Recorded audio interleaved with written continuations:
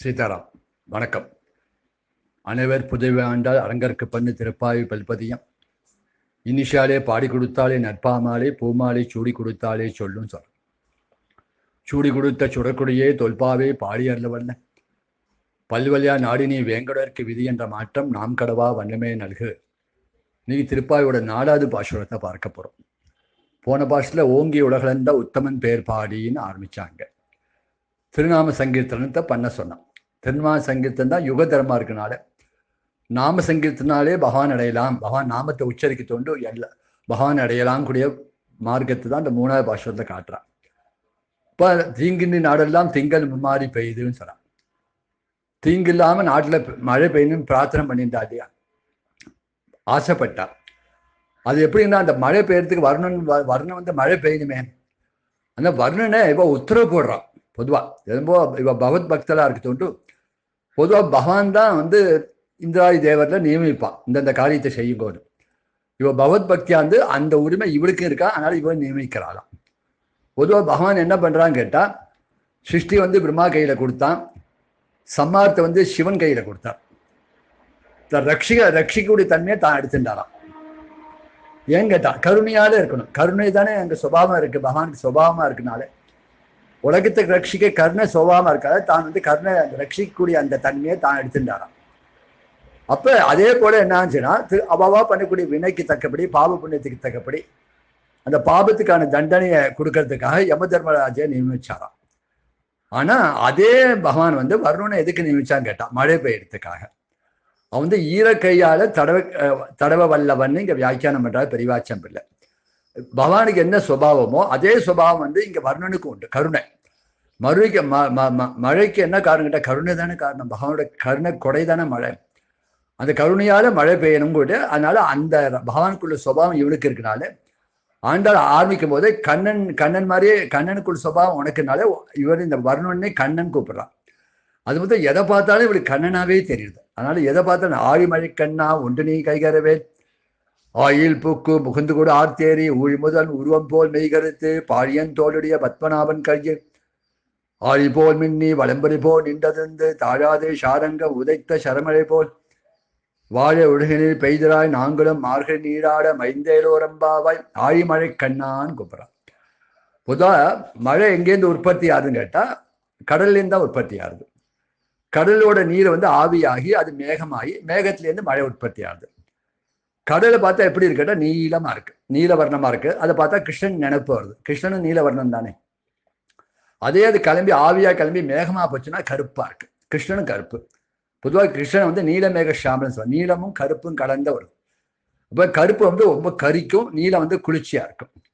நீலம் கருப்புன்னு சேர்ந்தா அப்படின்னா குளிர்ச்சியான இருக்கும், பார்க்கறதுக்கும் அழகா இருக்கு, குளிர்ச்சியாகவும் இருக்கா, அதே சமயம் கருணையோட இருக்கான். கருப்பு வந்து மழை பெய்யுது இல்லையா, அப்ப இந்த மேகத்தை பார்த்தாலும் கண்ணனோட வர்ணம் நினைப்பு வருது, கடலை பார்த்தாலும் கண்ணனோட வர்ணம் நினைப்பு வருது.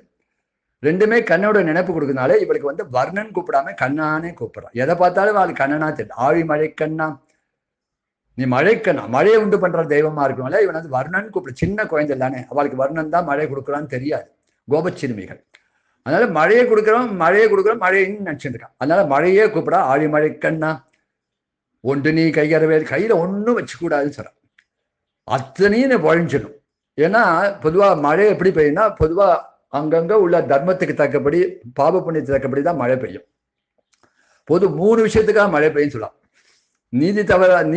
நீதி தவறாத ராஜானால மழை பெய்யும். ஒரு ராஜா வந்து நீதி தவறாம அரசாட்சி பண்ணினா அதனால மழை பெய்யும்.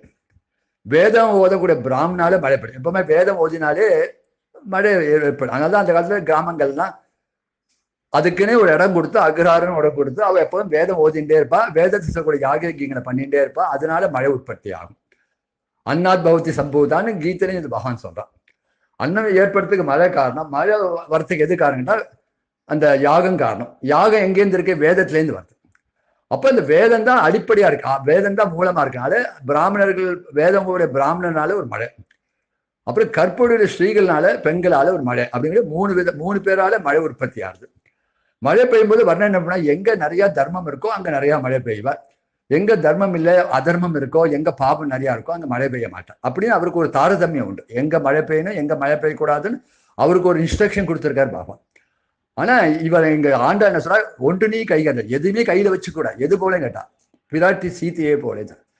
ஏற்கனவே சொல்றேன், பாப்பானா வா சுபானா மதார்மா பிளவங்கமா காரிய கருண மாறியேன்னா நான் கட்சி பராஜதி. உலகத்தை தப்பு செய்யாதவா யாருன்னு கேட்கிறான். ஆஞ்சநேயன் ராட்சசியில ஒரு கை பார்க்கிறேன் அவளை தும்சம் பண்றேன்னு சொல்லும் போது, உலகத்துல தப்பு செய்யாதவா யாரு, உலகத்துல குத்தம் செய்யாதவா யாரு அப்படி எல்லாத்தையுமே கருணை காட்டுடான்னு சொல்றான். பாபிகள்த்தையும் கருணை காட்டுன்னு சொல்ற மாதிரி, அப்ப நீ பாபம் புண்ணியம் கூடிய அந்த தண்ணியை பார்க்காம நீ மழை பெய்யும். ஒன்று கையில ஒண்ணு வச்சுக்கூட, இங்கே மழை பெய்யும். சமயத்துல என்ன பண்ண மழை தும்மு தும்முன்னு புரண்டு மேகம் வரும். சரி, நம்ம ஊர்ல மழை பெய்யுதுன்னு வச்சுக்கோங்க, பக்கத்து பார்த்தா அது புரண்டு போய் அடுத்த ஊர்ல போய் பெஞ்சிடும். அது போல இல்லாம இங்க நீ மழை பெய்யணும். ஏன்னா நாங்களாம் மார்கழி நோம்பு நோக்கிறோம். நோத்தோட மழை பெஞ்சா என்ன சொல்லுவா, குழந்தைகள் நோம்பு நோத்தா மழை பெஞ்சுன்னு சொல்லி எங்களை மேல மேல அந்த நோம்புல மூட்டி விடுவா, மேல கொண்டு உற்சாகப்படுத்துவா. ஆழிமழை கண்ணா ஒன்று நீ கைகரவே. எப்படி தாயார் எப்படி கருணை செய்வாளோ பிராட்டி சீத்தை, அது மாதிரி கையில ஒன்னும் வச்சுக்காம கருணையோட அந்த மழை ஒன்னும் உன் கையில எதுவுமே வச்சுக்காம அத்தனையும் பொழிஞ்சிடும். ஒன்றுனே கைகருவேல் ஆயில் பூக்கு முகுந்து கூட ஆர்த்தேரி. மழை எப்படி உற்பத்தி ஆகுதுன்னு அழகா குழந்தைத்தனமா சொல்றான். நீ அப்படி கடல்ல போய் புகணும். இந்த வர்ண பகவானுக்கு இவன் இன்ஸ்ட்ரக்ஷன் கொடுக்குறான், உத்தரவு போடுறான். இப்படிதான் சரி, எப்படி பண்ண கடல் ஆயில் புக்கு கடல்ல போய் போகணும். எப்படி போகணும், மேலாக போயிட்டு தீர்த்தத்தை எடுத்துன்னு கடல் தண்ணி எடுத்துன்னு மேல போகக்கூடாது. புக்குன்னா அடி வரைக்கும் போகணும். கடல் அடி வரைக்கும் போய் மணல் வெளி தெரியாத அளவுக்கு வேகமா புகுந்து அதுல இருந்து எடுத்துடும். ஆயில் பூக்கு முகுந்து கூட அதுல இருந்து நிறைய அந்த கடல் தீர்த்தத்தை கடல் தண்ணீரை எடுத்துட்டு மேல கிளம்பணும். கடல் அடிக்கு போய் அதுல உள்ள தண்ணீரை முழுமையா எடுத்துட்டு மேல போட. ஆயில் பூக்கு முகுந்து கூட ஆர்த்தேரினா சப்தம் பண்ணிட்டு ஆர்ப்பாட்டம் பண்ணிட்டு கிளம்பணும். எப்பவுமே பகவான் எப்படி அருள் பண்ணுவாங்க, மறைஞ்சிருந்தா பகவான் அருள் பண்ணுவார். பகவான் எல்லாருக்கும் நேரம் பிரத்யட்சமா வர மாட்டார். ஆனா அருள் பண்ணும்போது என்ன பண்ணுவான்னா மறைஞ்சிருந்தா அருள் பண்ணுவார். இதுக்கு பெரியவாச்சமலை வியாக்கியானம் போது ராமடம் ஊட்டுவார் போலேன்னு ஒரு வியாக்கியானம் மாட்டான். ராமடன்னா ஒரு அம்மா ஒரு குழந்தைய கண்டிச்சான், ஏதோ தப்பு செஞ்சவன் கண்டிச்சான். உடனே அந்த குழந்தை கோவம் வீட்டை விட்டு கிளம்பிட்டான். நான் மூஞ்சில முழிக்க மாட்டேன் போ அப்படின்னு கிளம்பிட்டான். கிளம்பினோன்னு என்னாச்சு, கொஞ்ச நேரம் பார்த்தா குழந்தை சமாதானம் வந்துடான்னு பார்த்தா வரல. நேராக எங்க ஆச்சு, குழந்தை எங்க இருக்கான்னு தேடிட்டு வர பார்த்தா அந்த ஊர்ல ஒரு மடம் இருக்கு, ஒரு சத்திரம். அந்த சத்திரத்துல உட்கார்ந்து இருக்கான் அந்த குழந்தை. அவன் நினைக்கிறா கோச்சின்னு போயிட்டான் அப்படின்னு. இப்ப அவ அம்மாவா இருக்கட்டும்னு நினைக்கிறா, ஐயோ அந்த குழந்தை சாப்பிடலையே ராத்திரி ஆயிடுச்சே, பசிக்குமே எனக்கு. அவன் கோபத்தோட உட்கார்ந்துட்டு இருக்கானே, அவனை சமாதானப்படுத்தினா கூட இப்ப வரமாட்டான். இன்னொன்னு கோபம் தெரியல, ஊருன்னு உட்கார்ந்துட்டு இருக்கான். அப்ப அவன் அம்மா பண்ணா அவனுக்கு வேண்டிய ஆகாரத்தை நைஸா கொண்டு போய் அந்த சத்திரம் அந்த மரத்தை பின்னாடி பக்கம் போய் இந்த மரத்தை நடத்தக்கூடிய வெட்ட போய் இந்த ஆகாரம், என் குழந்தை வாசல்ல பட்னியா உட்கார்ந்துருக்கான், இந்த ஆகாரத்தை அவனுக்கு நீங்க கொடுத்துதான் கொடுப்போம், அவன் சாப்பிடுவான்னு சொல்லு. அப்படி அது மாதிரி என்னாச்சு, இவ போய் கொடுக்க. அவர் இந்தாப்பா பாவம் ரொம்ப நேரமா உட்கார்ந்துருக்கா, பசியோட உட்கார்ந்துருக்கா, அந்த ஆகாரத்தை சாப்பிடு அப்படின்னு சொன்னா அவனுக்கு பசி நிஜமா பசி தாங்க சாப்பிட்டுட்டான். இப்ப அம்மா தான் அந்த ஆகாரத்தை கொடுத்துருக்கா. ஆனா கொடுத்தது யாருக்கிட்டா, அந்த சத்திரம் இந்த மரத்தை நடத்தம் கொடுத்த மாதிரி பண்ணிட்டான். ராமடம் ஊட்டுவார் போல். அது போல பகவான் எந்த அருள் பண்ணாலும் மறைமுகமா தான் அருள் பண்ணுவாங்க. அந்தந்த தேவாமூல தான் அருள் பண்ணுவான். ஆனா இவ சொல்ற அது மாதிரி மறைமுகமா நீ அருள் பண்ண, உலகம் தெரிய நீ அருள் பண்ணு. ஆர்ப்பாட்டம் பண்ணிட்டு மேல கிளம்பு, அந்த தீர்த்தத்தை பண்ணி ஆர்ப்பாட்டம் பண்ணி நீ மேல கிளம்புறது நாங்கெல்லாம் பார்க்கலாம். ஊழி முதல் அதான் சொல்ற ஆயில் புக்கு முகுந்து கூட ஆர்த்தேரி என்ன பண்ண, அப்படியே மேகமான சூழ்ந்திருக்கணும். அது எல்லாரும் பார்த்து ஆனந்த வெண்ணிலே மேலாப்பு விரித்தார் போல் மேகங்கள். இதே ஆண்டால் பின்னாடி நாச்சியார் திரும்ப சொல்ற மத யானை போல இருந்த மத யானை போல தக்கன்னு ஒரு கம்பீரத்தோட ஒரு மதம் பிடிச்ச யானை போல நல்ல கருத்து கிளம்புன மேல அது எப்படி இருக்கணும், ஊழி முதல் உருவம் போல் மை கருத்து. அது ஊழி முதல் உலகத்தை சிருஷ்டிக்கு பின்னாடி பகவான் கண்ணகுரையன்னு பார்ப்போம். உலகமே இருண்டுதான் இருந்தது. பாயே ஓ அப்படின்னு நம்ம பேரு ஆதங்கப்படுற கடைசி பாஷை. உலகமே இருண்டு இருந்தது. அல்ல பெருமாள் ஒன்றி தனிச்சு இருக்க. அப்ப இருக்க அப்ப ஊழி முதல்னா உலகம் சிருஷ்டிக்கு முன்னாடி பெருமாள் கண்ணங்கரேன்னு அந்த இருட்டுல படுத்துட்டு இருக்க. அது போல இருட்டா இருக்கும். அந்த மேகம் நல்ல கருக்க நல்ல மழை பெய்யும், நிறைய மழை பெய்யும். ஊழி முதல்வன் உருவம் போல் மெய் கருத்து. அந்த பெருமாள் அந்த உலக சிருஷ்டிக்கு முன்னாடி பெருமாள் எப்படி படுத்திருந்தாரோ, அந்த கரிய அந்த கண்ணங்கரேன்னு அவர் படுத்திருந்தாரோ, அது போல நீனும் அப்படி மேகதான் பெருமாள் போல நீ இருக்கலாம். பெருமாளை போல நீ பண்ணணும்னு சொல்ற. அப்ப என்ன, பெருமாள் போல நீ ஆகவே முடியாது. அடுத்த நிமிஷம் நீ மழை பெஞ்ச மேகத்துல மழை பெஞ்சாலும் அடுத்த நிமிஷம் மேகம் வெளுத்து போயிடும், நீ திருப்பி வெளுப்பாயிடுவேன். ஆனா இங்க பெருமாள் எப்போதும் ஒரே மாதிரி இருப்பார், எந்த மாற்றம் அடையாம எந்த விகாரம் அடையாம ஒரே போல இருப்பார். சிருஷ்டிக்கு முன்னாடி எப்படி இருக்காரோ அதே மாதிரி சிருஷ்டிக்கு அப்புறம் அதே மாதிரி அவர் விகாரம் அடையாம இருக்கிற ஒரு பரவஸ்து அது. அதனால ஊழி முதல்வன் உருவம் போல் அவரை போல நீ கருக்கணுமே தவிர அவர் போல் நீ ஆகவே முடியாது. அவருக்கு ஈக்குவலா நீ ஆக முடியாதுன்னு நைஸா குட்டுறான். ஊழி முதல்வன் உருவம் போல் மெய் கருத்து பாழியந்தோடிய பத்மநாபன் கையில், அந்த அழகான தோல், அந்த பாழியந்தோடிய பத்மநாப கையில் ஆழி போல் மின்னி, அந்த கையில பார்த்தா தன் திருவுந்து கமலத்திலேருந்து முதல்ல ஒரு தன்னோட நாபி கமலத்திலேருந்து ஒரு தாமரை உண்டு பண்ணி அதுல பிரம்மா சிருஷ்டி பண்ணிட்டார். முதல் புத்திரன் யாரு பகவானுக்கு கேட்டா முதல் புத்திரன் வந்து பிரம்மா. அங்க உடனே சொல்றாங்க, பாழியன் தோளுடைய நல்ல பாழியன் தோளுடைய நல்ல அழகான தோல். அந்த தோல்ல என்ன பத்மநாபன் கையில், அந்த அழகான பத்மநாபன் திருநாபி கமலத்திலேருந்து பத்மநாபன் கையில் ஆழி போல் மின்னி, அந்த அழகான தீர்க்கமான புஜம், அப்படியே ஒரு புஜத்தை நல்லா நீட்டிண்டு, புஜத்தை ஒரு கையை உபதானமா வச்சு கையை நீட்டிண்டு பெரிய பெருமாள் பெருத்துட்டு இருக்காரு ஸ்ரீரங்கத்துல. அவர் சிருஷ்டிக்கு முன்னாடி உள்ள பெருமாள் தான் அவர். அதனாலதான் அவர் வந்து யோக நித்திரை பண்றான்னு சொல்ற வழக்கம். அப்படியே பாழியன் தோளுடைய பத்மனா, அந்த அந்த அழகான பத்மனான் கையில ஆழி போல் மின்னி, ஒரு ஒரு சக்கரம் மின்னுறது, சக்கரம் மின்னுறது. ஏன்னா அவரே அழகு, அவர் தோலே அழகு. அந்த தோல் அழகுக்கு தோலுக்கு இன்னும் அலங்காரம் பண்ண மாதிரி இன்னும் அழகு சேர்த்த போல ஆழி போல் மின்னி வளம்பரி போல் நின்றதிருந்து. ஏன் ஆழி போல் மின்னணும் கேட்டா, ஏன்னா முதல்ல குழந்தை பிறந்திருக்கான், புத்திரஸ்தே ஜாத்தா அப்படின்னு பெரியவாச்சம் இல்லை. ஒரு குழந்தை பிறந்தா எந்த அப்பாவும் சந்தோஷப்படும், ஆனா சந்தோஷத்தை வெளிக்காட்டிக்க மாட்டான். பெரியவாள் தான் வந்து தனக்கு ஒரு குழந்தை பிறந்தா ஒரு சந்தோஷத்தை வெளிக்காட்டுவாளா, ஆனா அவளை சேர்ந்த வேண்டப்படும் அதை கொண்டாடுவான், உற்சவமா கொண்டாடுவான். இப்போ ஒரு கிருஷ்ணன் வந்து பிறந்தானா, கிருஷ்ணனுக்கு பிறந்தவனே கிருஷ்ணனுக்கு வேணா தான தர்மங்கள்லாம் நந்தகோபன் பண்ணா தவிர உற்சவம் யாரு பண்ணா, கோகுல ஜனங்கள் தான் பண்ணான். அது போல ஆஹா இப்படி பெருமாள் குழந்தை பிறந்தேன்னு சொன்னோடனே பெருமாளோட எப்போது திருமேனிலே இருக்க ஒரு சக்கரத்தை ஒரு குஷி ஏற்பட்டு ஒரு சந்தோஷம் ஏற்பட்டு அதனால என்ன பண்ண ரொம்ப மின்ன ஆரம்பிச்சுட்டான். அவரே இருக்குன்னே பிரகாசமா தான் இருக்க, பெருமாளே பிரகாசம், ஸ்வயம் ஜோதி, பரஞ்சோதியா இருக்கக்கூடிய பெருமாள் கையில இருக்கக்கூடிய சக்கரம் ஜோதியா தான் இருக்கு. ஆனா பெருமாளுக்கு ஒரு குழந்தை பிறந்துருத்தேன்னு சொல்லி ஒரு சந்தோஷம் ஏற்பட்டு அந்த பெருமாள் வேணா அந்த சந்தோஷத்தை காட்டாம எல்லாம் அவர் வந்து அவாப்த சமஸ்த காமன், சந்தோஷத்தையும் வெளிப்படுத்த மாட்டார், தான் துக்கமும் பட மாட்டார். அப்பேற்பட்ட பரவஸ்து அப்படி இருக்கும்போது எந்த விஷயத்தில் நிலமாறாம இருக்கும்போது அதை இவர் கொண்டார். ஆக பகவானுக்கு ஒரு முதல்ல ஒரு புத்திரன் பிறந்திருக்கானே, பிரம்மா பிறந்திருக்கான்னு சொல்லி அந்த பிரம்மாவுக்கு ஒரு சக்கரத்தை வந்து சக்கரம் இன்னும் பிரகாசிக்கிறான், அப்படியே மின்னுதான் சக்கரம் ஆழி போல் மின்னி. இன்னொரு விஷயம் சொல்ற பெரியவாச்சம் இல்லை, ஒரு ராஜகுமாரன் பிறந்தா ராஜகுமாரனை தொட்டில போட்டு பரம சந்தோஷத்தோட பரம உகப்போட அந்த குழந்தைய காப்பாத்துறதுக்கு நம்ம ராஜாவே வந்து ஒரு ஆயுதத்தை வச்சு நிப்பானான் ராத்திரி. அந்த குழந்தைக்கு எந்த அந்த குழந்தை மேல உள்ள பாசத்தினாலும் பரிவினாலும் ராஜாக்களே ஆயுதத்தை வச்சு அந்த ராஜகுமாரனை காப்பாத்துவாராம். அவன் மேல உள்ள பாசத்தினாலே பரிவினாலே அந்த குழந்தை கையில குழந்தை தொட்டில படுத்துட்டு இருக்கான், ஆனா ராஜா என்ன பண்ணுவார், கையில ஒரு ஆயுதத்தோட படுத்துப்பாராம். அது போல இங்க என்னாச்சுன்னா மேல வந்து குழந்தையான பிரம்மா தோண்டி இருக்கார், இங்க பெருமாள் கையில ஒரு ஆயுதத்தோட படுத்து அவரை காப்பாத்துறது. ஏன்னா பிரம்மாவுக்கு எப்பவுமே ஆபத்து வரும், அவர் கையில வேதம் கொடுத்தாலும் திடீர்னு அசுரால வந்து மது கையிலமாலாம் வந்து அபகரிச்சுன்னு போயிடுவான், சோமகாசுரத்தை அபகரிச்சுன்னு போயிடுவான். அப்ப பெருமாள் திருப்பி மத்ஸ்யாவதாரம் பண்ணுவார், திருப்பி அயகிரிவனை அவதாரம் பண்ணுவார். அவருக்கு தன்னைத்தானே காப்பாத்திக்க தெரியாது. அந்த குழந்தைக்கு வந்து அந்த குழந்தைய காப்பாத்துறதுக்காக தான் கையில ஒரு ஆயுதத்தை வச்சு நான் கவலைப்படாத, நான் இருக்கேன், ஆயுதத்தோட இருக்கேன், நீ கவலைப்படாத, நீ நிம்மதியா இரு அப்படின்னு சொல்ற மாதிரி கையில ஒரு சக்கரம் வச்சிருக்காரு. ஆழி போல் மின்னி வலம்பரி போ நின்றதிருந்து. இந்த வலம்பரின்னா அந்த அகநூறு பக்கம் சக்கரம் இருக்கு, சங்கம் இருக்கு, ஒரு பக்கம் சக்கரம் ஒரு பக்கம் சங்கம். இந்த சங்கம் எப்படி இருக்கு கேட்டா சகோஷாம் தாத்துராஷ்டானம் இதையான வேதாரியத்துன்னு சொல்றாங்க. இங்க வந்து யுத்தம் பகவத்கீதை ஸ்லோகம் தானே இது. பகவத்கீதை வந்து மகாபாரதத்துல வந்து கிருஷ்ணன் வந்து அந்த யுத்தத்துக்கு வந்தோடனே எதிரி பக்கத்தை பார்த்தோன்னே ஒரு தன்னோட பாஞ்சஜனை ஊதினோன்னு என்னாச்சு, துரியோதனால இதயம் கலங்கி போய் அப்பயே சோறு அடைஞ்சிட்டாளாம். அப்பயே அவ தோத்து போயிட்டான். எப்போ வந்து பகவான் வந்து தன் வாயில வச்சு பாஞ்சஜனை ஊதினானோ, பார்த்து சாதியா இந்த பாஞ்சஜனத்தை ஊதி அடுத்த சகோஷாம் தாத்ராஷ்டானம் திருராஷ்டிர புத்திரர்களும் இதயம் கலங்கி போய் சோறு அடைஞ்சு அப்பயே அவ தோத்து போயிட்டான். அது மாதிரி நீ கேச்சுக்கல, நீ மேல பண்ணா எப்படி இருக்கணும், போய் நீ இந்த மேகமானது மின்னணும். ஃபர்ஸ்ட் மின்னல் எப்படி மின்னணும் கேட்டா இந்த இது மாதிரி சக்கரம் போல நீ மின்னணும்.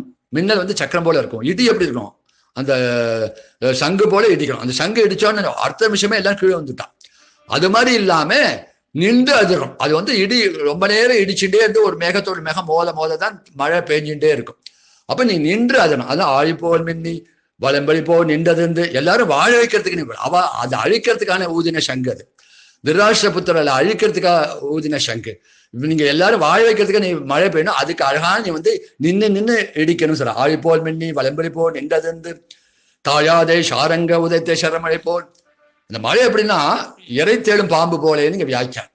பாம்புக்கு இறை கிடைக்குங்க, இறை கிடைக்குமா ஏதாவது ஆகாரம் கிடைக்குமா தெரியும். திடீர்னு ஒரு இறை கிடைச்சா அது எப்படி ஷீரிண்டு கிளம்பும். அது போல இந்த அம்பு எல்லாம் காத்துட்டு இருக்கான். ஒரு ஷாரங்கும் அம்பு வச்சுட்டு இருக்காரு இல்லையா ஸ்ரீராமர். பஞ்சாயத்துல ஷாரங்கம் ஒரு ஆயுதம்.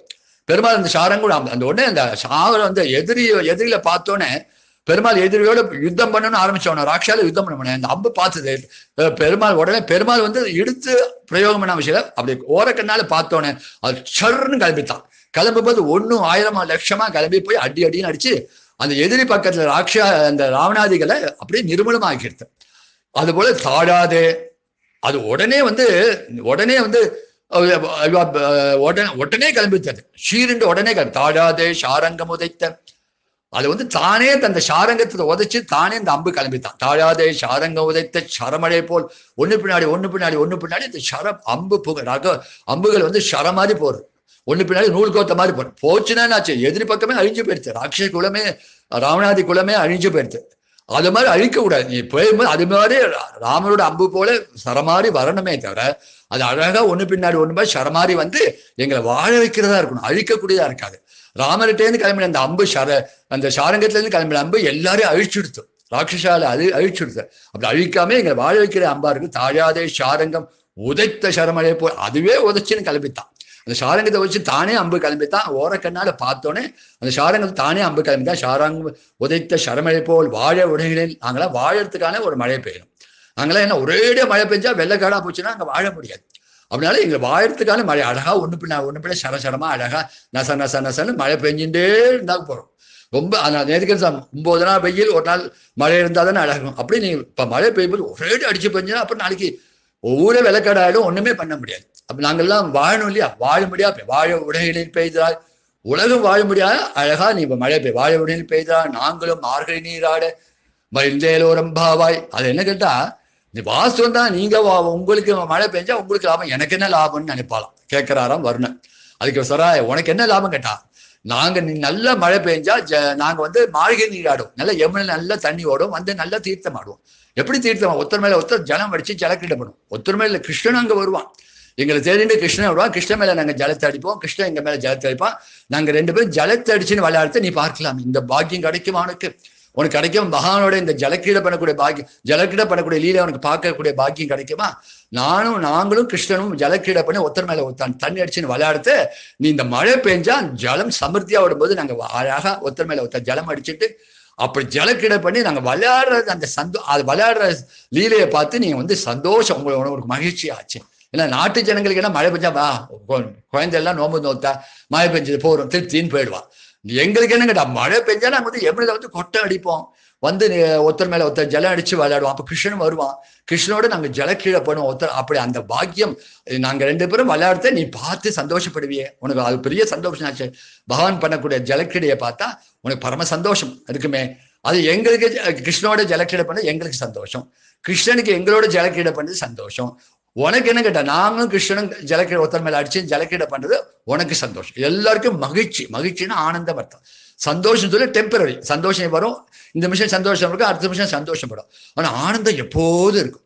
இந்த ஆனந்தத்தை நீ மறக்கவே முடியாது வாழ்நாள். இந்த கிருஷ்ணன் பண்ணக்கூடிய அந்த யமுனைக்கால நல்ல சமர்த்தியா மழை பெஞ்சு யமுனையில சமர்த்தியா ஜலம் ஓடி அதை கிருஷ்ணன் பண்ணக்கூடிய ஜலக்கீடை நீ பார்த்துட்டா அது உனக்கு மறக்காது, எப்போதும் ஆனந்தமா இருக்கு. அதை நீ மகிழ்ச்சி அடைவியே. உன் மகிழ்வுக்காக நீ ஒரு மகிழ்ச்சி அடையினா நீ மழை பெய்யும். மார்கை நீராட மைந்தேலோரம்பாவாய். எங்களுக்கு அந்த மகிழ்ச்சி கூட நீ அந்த மகிழ்ச்சி அடை அப்படின்னு சொல்லி அந்த சமுத்திரராஜனை பார்த்து அந்த வருணபான் பார்த்து உத்தரவு போடுறான், நீ போய் மழை பெய்யணும்னு சொல்றான். அது போல சமுத்திரராஜன் மழை பெய்வார். அப்பேற்பட்ட ஒரு பாக்கியம் வந்து இந்த மழை இந்த பாஷன் சொன்னாலே மழை பெய்யும் பொதுவா. தாயார் வந்து ஆழி போல நீ மின்னணும், சங்கு போல இடிக்கணும். அப்படி கருமேகமா கித்துமுத்துன்னு கருமேகமா தோன்றி சரம் போல அழகா ஒண்ணு பின்ன ஒன்னாடியா மழை பெஞ்சு அப்படி மழை பெய்யணும்னு. அந்த மழைக்கு எப்படி பெய்யணும், அது எப்படி மழை எப்படி உற்பத்தி ஆகுது, அது எப்படி பெய்யறது, அதோட தன்மை என்ன, எல்லாத்தையும் அழகா அந்த பாஷம் சொல்லி இந்த ஆழிமழை கண்ணா பாசனம் சொன்னாலே இன்னி பரியந்தும் அதை நம்பிக்கையோட சொல்ற இடத்துல மழை பெஞ்சுதான் இருக்கு. அப்பேற்பட்ட பாஷத்தை அன்பிக்கிற பாலம் சீதா ஆண்டாள் கிருப்பையாலே கிடைச்சது. சுவாமினி ஸ்ரீ ஆண்டாள் திருவள்ளியே சரணம். சீதாராமன் கிருபை, குருநாதர் அவர்களும் ஸ்ரீராமார்ப்பணம்.